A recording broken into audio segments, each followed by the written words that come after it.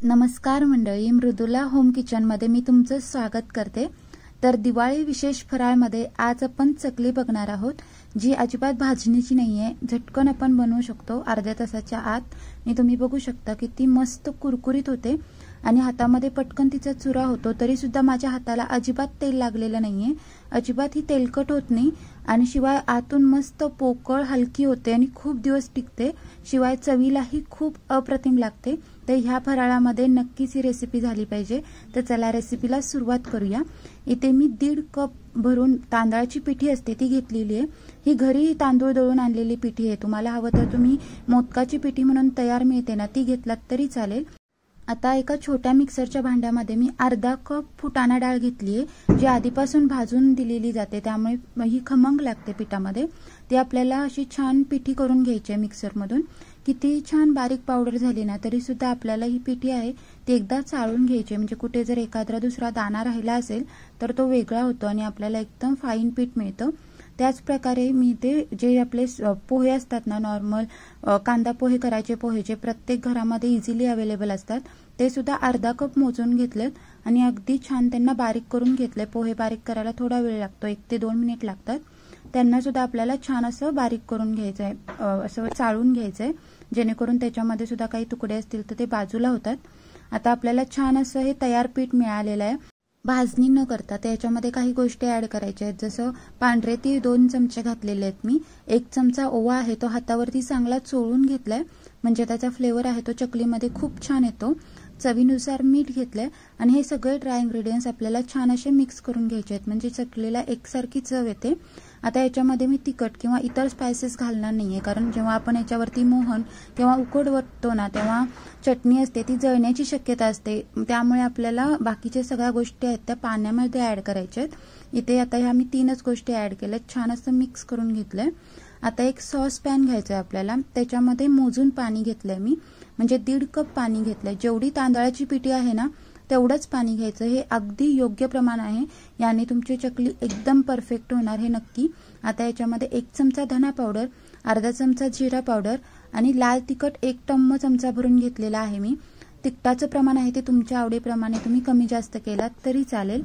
आता हे मसाले आहेत ते पाण्यामध्ये छान मिक्स करून घ्यायचे, म्हणजे मसाल्यांच्या गुठळ्या झाल्या असतील तर त्या मोडून जातात। आता आपल्याला याच्यामध्ये 1 टेबलस्पून नॉर्मल टेम्परेचरवरचं तूप घ्यायचंय। ह्या चकलीमध्ये तुपाचं किंवा बटरचंच मोहन वापरा, त्याने चकलीला खूप छान चव येते। आता आपल्याला हे मिश्रण आहे ते छान कडकडीत तापवून घ्यायचंय, म्हणजे हा पाण्याला साधारणतः छान अशी उकळी आली पाहिजे। तुम्ही बघू शकता मस्त पाणी कडकडीत तापलेलं आहे।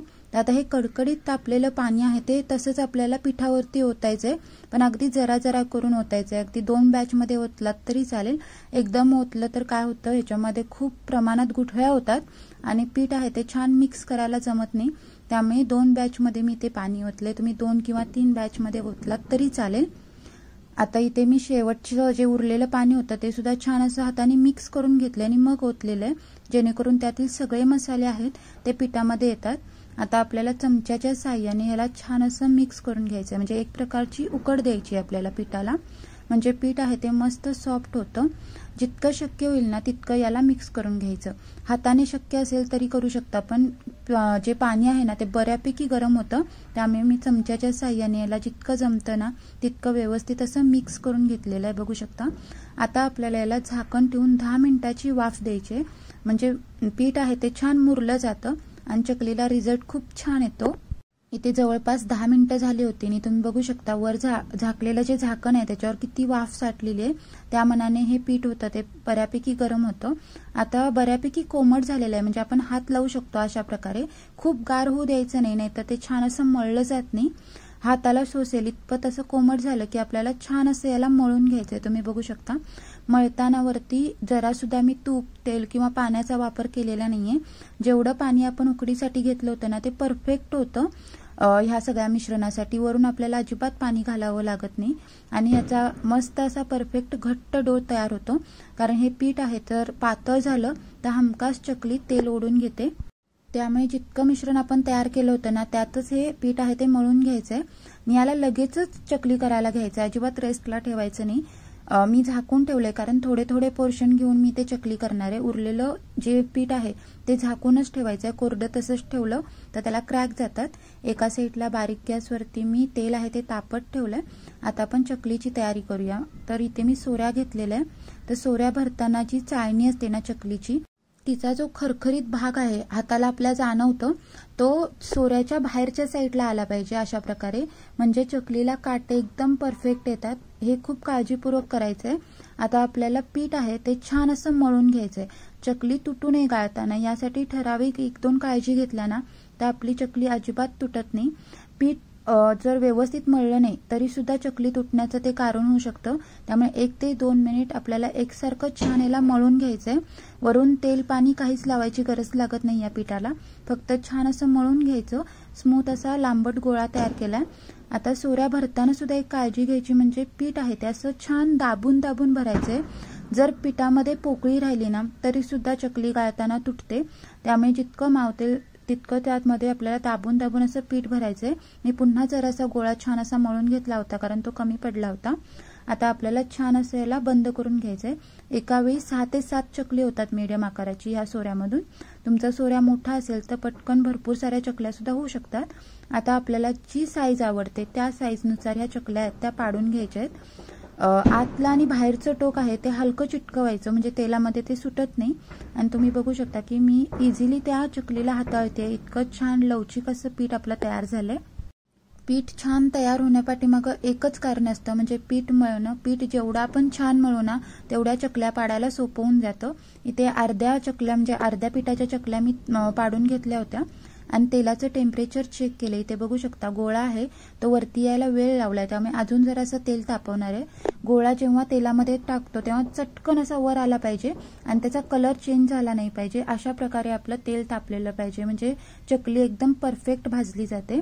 चकली भाजताना जर खूप टेम्परेचर जास्त असेल तर चकली करपट होते आणि जर खूप कमी असेल तर ती तेल पिते। त्यामुळे दोन्ही गोष्टी मॅनेज करून टेम्परेचर आपल्याला मेंटेन ठेवायचंय। तेल चांगलं गरम झालं की एक एक करून चकली सोडायची आपल्याला, जेवढी तेलामध्ये मावते ना तेवढीच सोडायची। आणि जे हे भरपूर बुडबुडे आलेले दिसत आहेत ना तुम्हाला, ते हलके कमी झाले की मगच आपल्याला चकलीला झारा लावायचा आहे। लगेच जर झारा लावायला गेलं तर चकलीचा आकार चेंज होतो। जरा चकली तेलामध्ये होल्ड होऊ द्यायची आणि मगच आपल्याला तिला परतून घ्यायचे। आता जे बुडबुडे आलेले तुम्हाला दिसत आहेत ते बऱ्यापैकी कमी व्हायला द्यायचे, म्हणजे 90 ते 95% बुडबुडे कमी झाले पाहिजेत आणि चकलीचा हलका रंग चेंज झाला पाहिजे, म्हणजे चकली आपली भाजली अशी समजायची। खूप जास्त डार्क कलरमध्ये करायची नाही, नाहीतर ती करपट लागते आणि कच्ची ठेवली तरी ती कालांतराने मऊ पडते। त्यामुळे व्यवस्थित कलरवरती असे बुडबुडे कमी यायला लागले की आपल्याला चकली तेलातून काढून घ्यायचे। बघू शकता। आणि जे टेम्परेचर आहे ते व्यवस्थित मेंटेन ठेवायचं, नाही तर मग चकली तेल ओढून घेण्याची पण शक्यता असते। त्यामुळे व्यवस्थित तेलातून निथळवून मी काढलेली आहे आणि तुम्ही बघू शकता किती मस्त सुरेख रंग आलेला आहे एकसारखा। आता बाकीच्या बॅच आहेत ना मी सेम त्याच पद्धतीने तळून घेतलेले आहेत। मला इथे हाताने सोडणं सोपं वाटतं। तुम्हाला जर असं इझी वाटत नसेल तर तुम्ही चमच्याच्या साह्याने किंवा बटर पेपरच्या साह्याने तुम्हाला जसं सोपं वाटतं तसं तेलामध्ये चकलीला सोडलात तरी चालेल। इथे सेम पद्धतीने मी सगळ्या बॅच व्यवस्थित भाजून घेतलेल्या आहेत, म्हणजे सगळ्या चकलीला आपल्या एकसारखा कलर येतो। आणि तुम्ही बघू शकता किती मस्त एकसारख्या कलरवर आणि काटेरी अशी आपली चकली बनवून तयार झाली। कोणत्याही प्रकारची भाजणी न करता मस्त अशी ही चकली तयार होते। जर आपल्या गडबडीच्या वेळामध्ये भाजणी करायची राहून गेली असेल तर ही रेसिपी अगदी उत्तम आहे। तुम्हाला कशी वाटली मला नक्की कमेंट करून सांगा। रेसिपी जर तुम्हाला जरा जरी आवडली असेल तर रेसिपीला नक्की लाईक करा, शेअर करा। चॅनलवर नवीन असाल तर चॅनलला सबस्क्राईब करायला विसरू नका। सोबतच बेल आयकॉन दाबा आणि अशाच रेसिपी सोबत पुन्हा भेटू। Bye bye.